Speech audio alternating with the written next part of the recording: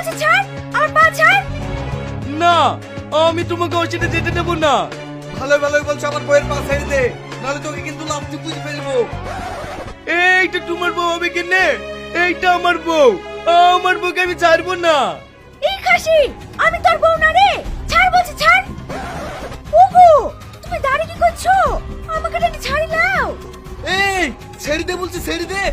আমার জান চলে যাবে সেও শিকার, তাও আমার বউকে আমি ছাড়বো না।